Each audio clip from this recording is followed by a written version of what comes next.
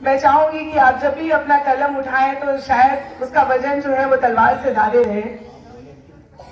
हमारे बीच में लोग कहते हैं नारियां, किसी कवि ने लिखा है कि हे नारी तेरी यही कहानी, आंचल में दूध आंखों में पानी। किसने कहा है ये?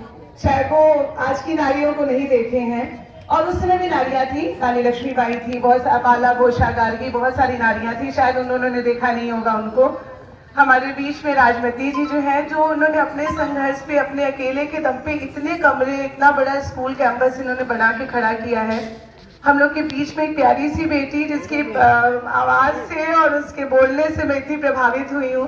और मैं अपनी सभी माताओं से रिक्वेस्ट करूंगी कि रिक्वेस्ट मतलब निवेदन करूंगी कि आप अपनी लड़कियों को ऐसे ही पढ़ाइए।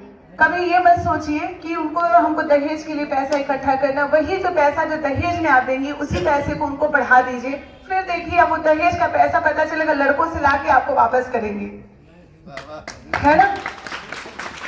और आने वाले समय में अच्छी लड़कियों की बहुत कमी हो रही है। हम चाहेंगे कि आप अपने बच्चों को पढ़ा लिखा करके, अपनी लड़कियों को आगे बढ़ा करके समाज का नेतृत्व करिए।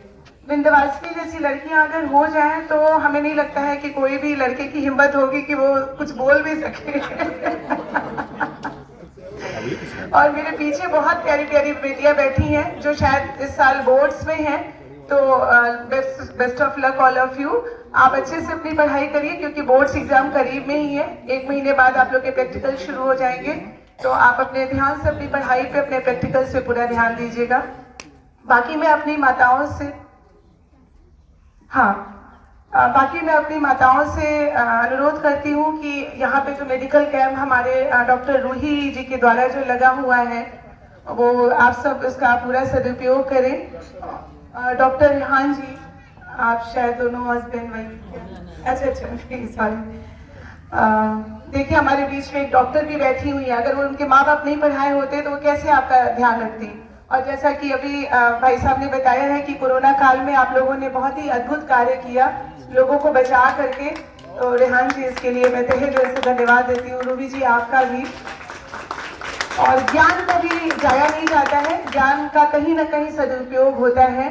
हमारी सारी माताएं ज्ञान से परिपूर्ण है, इनको मालूम है कि हमारे बच्चे के पेट में दर्द हो रहा है तो हम अगर हींग दे देंगे ना तो हमारा बच्चा सही हो जाएगा, है ना। आंखों की रोशनी कम हो रही है तो हम अगर सिर पे और पैर पे सरसों के तेल का मालिश कर देंगे तो वो सही हो जाएगा। तो हमारा ज्ञान, हमारे जो सनातन धर्म में जो भी चीजें